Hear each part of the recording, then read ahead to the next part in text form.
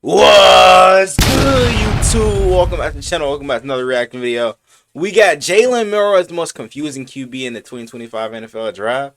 Let's check this out. Milroe has so much upside, bro. In the 2025 you know what I'm saying? NFL like, the draft. only things I feel like he has to work on, obviously, stop turning the ball over.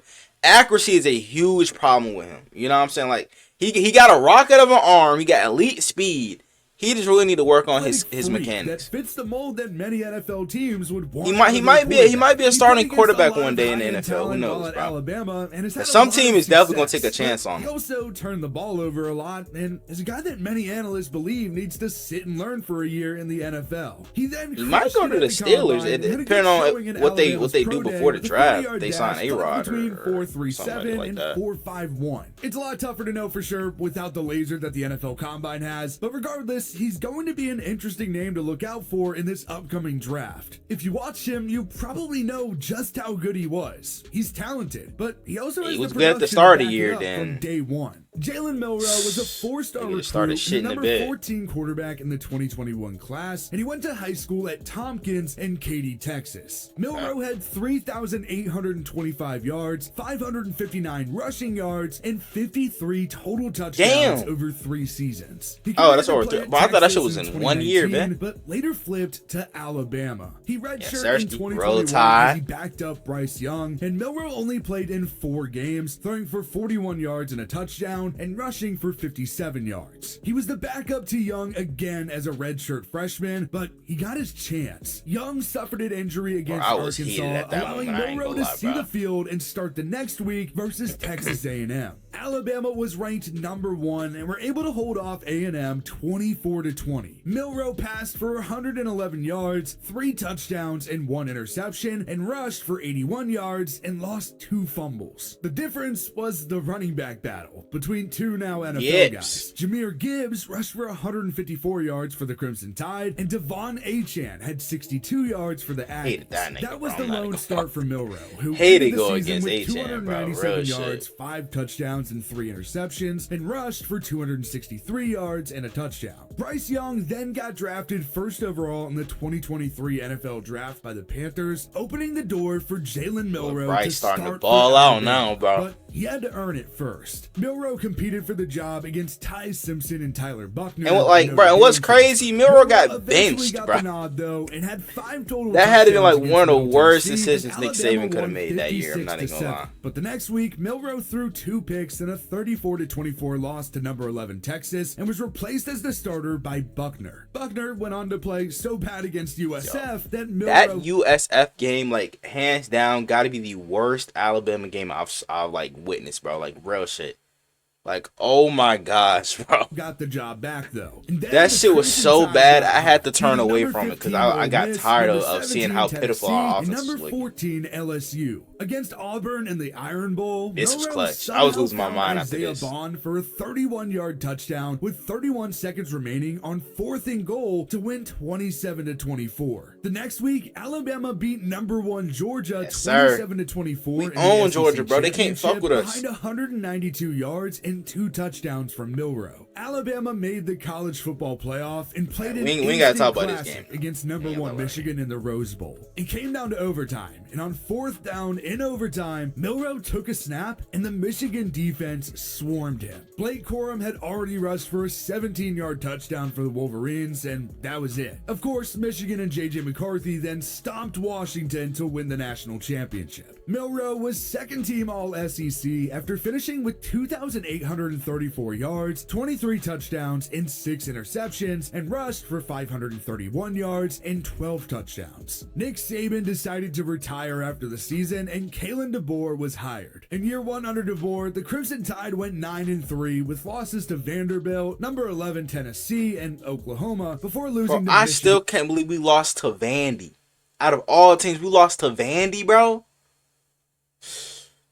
Like, even Tennessee, bro, I still can't believe we lost them niggas. Them niggas got stomped by Ohio State. And in the Relia Quest Bowl, the Crimson Tide did like, I just don't know what the hell is going on, bro. Milroe was really looking bad in the second half of the season. Milroe passed for 2,844 yards, 16 touchdowns, and 11 interceptions, and rushed for 726 yards and 20 touchdowns. It wasn't a perfect season for Milroe by any measure, but there was still no doubt that he was one of the top prospects in the 2025 NFL Draft. Jalen Milroe was given a 6.14 prospect grade, considering him to be a good backup with the potential to develop into a starter. He also got good next-gen stats with a score of 81, and he had the best athleticism out of all the quarterbacks and had the 5th best production score. That all gives him the 2nd best total score behind only Cam Ward. Milroe is 6'2", 217 pounds. Hand size does often matter for a quarterback, and Milroe's a bit odd. At the Senior Bowl, Milroe's hands measured at 8 3/4 inches, and at the Combine, his hands were 9 3/8 inches. Somehow, Milroe's hands grew overnight. There have also been some questions about if Milroe should play a different position, like there was for Lamar Here we go, bro. Like, we gotta stop this in the big 2025, bro. I'm not even gonna lie. It's like, bro, every single time somebody tells a quarterback to switch to a different position, it's not going to end well, gang. Like, we seen what happened with Lamar. They told him to switch to wide receiver or running back. You know what I'm saying? He ended up winning 2 MVPs, on the verge of winning a Super Bowl, you know what I'm saying, in the near future. Like, it's not going to end well, bro. Like, that just lights a fire under, you know what I'm saying, under the players, bro. Real shit.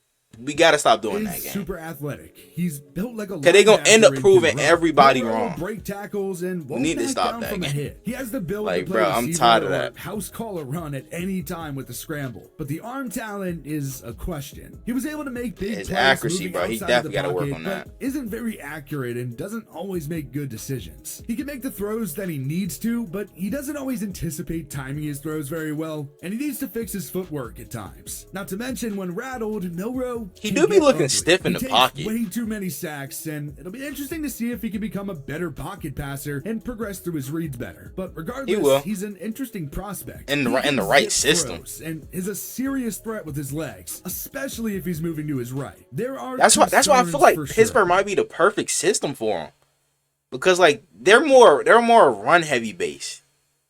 So like, putting Milroe on that might work out. I'm not gonna lie. He's also just so talented that maybe it's worth taking a shot on him. The big question then becomes, what teams make the most sense for Jalen Milroe? It sounds like the consensus is that Milroe needs to sit and learn for at least a year. It's unlikely that he'll be a first-round pick at this current moment, unless a team really needs to reach for If he goes in the first round game, whether it's in the 2nd or 3rd round, would make a lot of sense. The best fit for Milroe is bound to be a team that just isn't quite completely quarterback needy for this season, but could use one for the future. And there's already an option there, but probably not the long-term option. I immediately think of the Seattle Seahawks and the New York Jets. Sure, both of them just got new quarterbacks in free agency, but are Sam Darnold and Justin Fields really the long-term solution behind center? I mean, I'd like to see it, sure, but I don't know how realistic that is. Darnold got a 3-year... I honestly don't think, like, if the Browns and Giants don't take a quarterback in the first round, which the Giants most likely will not take a quarterback in the first round, I could see one of them taking Milroe in the second. I'm not gonna lie. Either him or Dart. You know what I'm saying? So don't think he gonna make it to Seattle. And I really highly doubt that they're gonna take a quarterback within the first couple rounds. You know what I'm saying? They need to upgrade that offensive line badly. Jets on the other hand, they need to worry about getting more weapons for Justin Fields. So I feel like that's just out of the question. $100.5 million deal with the Seahawks. What would be the point of paying both your quarterbacks big time money if you're just gonna draft a quarterback in like the 2nd or 3rd round? It seems like Seattle found a band-aid to put on the quarterback position, but that he isn't the long-term guy. And if the Seahawks go that route, it would probably Sam Darnold's be 30. It's like what, 27, which is the Steelers pick. And as for the Jets, they signed Justin Fields to a 2-year, $40 million I'm hoping Fields with $30 million out, guaranteed. That's very much a quick fix contract, and I don't think think anyone really expects him to be there for too long, but I guess letting Garrett Wilson play with his college quarterback might at least keep him happy in town for a little bit longer. The Jets have pick number 42, which definitely could make some sense for Milroe. The Jets and Seahawks both need a franchise guy, but how about a team that's looking to move on from a franchise guy? Ooh, like the Saints could be interesting. Doesn't have any, but in my last mock draft, I had Shador mocked to them, so left after this season in that big 4-year, $150 million deal. Yeah, they were dumb as hell signing him to that big ass contract. Against the cap for 2026. Derek Carr's mediocre at best, as his cap hit is going to go up to $61.5 million. If Milroe were to come in and sit for a year, by the time the Saints needed him, he'll be ready. Now, no, the Saints roster isn't great, but it would make sense to get a young quarterback with a first-year head coach in Kellen Moore. And there are some good players on the Saints still, like Chris Olave and Rashid Shaheed. The Saints have both the 40th pick in the second round and number 71 in the third. And then there are just a lot of questions when it comes to Tua Tagovailoa and if he can be the franchise guy with the Dolphins at this point. Miami has invested in good players. I saw a post on is Tua a top 5 quarterback? Bro, we got to start taking niggas' phones, bro. We got to start taking niggas' phones at this point. Gang, I know damn well motherfuckers is not out here thinking that Tua's a top 5 quarterback. Around him. She'd be lucky if he a top 10 quarterback. But Tua just hasn't been able to stay on the field. It was diagnosed with this 3rd concussion just in this last NFL season. He has had success on the field at times, but has also had his struggles. And it's been harder to win when he's been out so often. At some point, it'll just be time for the Dolphins to look past Tua and get someone who can stay on the field. Jalen Milroe would certainly be a good lottery ticket to have in that locker room. The 2nd round pick at number 48 could make a ton of sense to take Milroe. And finally, the other teams that could make a lot of sense are going to mostly depend on where Aaron Rodgers ends up. It sure does sound like right now that it's going to be the Steelers, and that would make a ton of sense. Even if Rodgers does go to Pittsburgh though, drafting Milroe could be in play. But especially if he doesn't, Milroe would be a great option for the Steelers, who definitely can't draft a top quarterback after making the playoffs. It's just been messy since Ben Roethlisberger that's retired, what you and the think. Steelers just haven't been able to figure We've been seeing Dart mock to the Steelers and a lot of mock drafts lately. It would potentially require Milroe dropping into the 3rd round. But I might do something different in my next mock coming up draft. soon, and of course, quarterback is always the most important position to keep an eye out on. There are some similarities to Jalen Hurts where he was really doubted. And that's exactly who I compared him to as well, bro. Like not Jalen Hurts now, but like a young Jalen Hurts, which,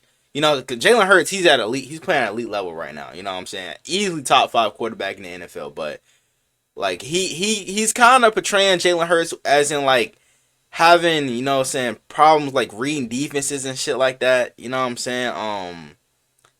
And like turning the ball over, because Hurts did low-key have a problem with turning the ball over, but he's definitely fixed that like the last couple years. So he kind of had that same narrative around him at Alabama before Tua Tagovailoa took his job, and then he transferred to Oklahoma. But clearly, things have worked out for Hurts. The key is always going to a good organization, and if Milroe, with just how rawly talented he is, can just land in a good spot, he could be a good NFLer in a few years. That's true, bro. Hey, wanna know what you guys think down Constable? Y'all let me know what other NFL videos I'm going to react to.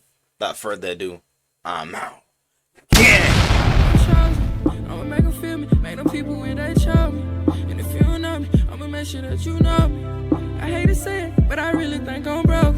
But I know I'm chosen, I really know I'm chosen. I know I'm chosen. I was just lost a year ago, but now I'm focused. When good at sports, this microphone can be my trophy. Not taking drugs, I found a better way of coping.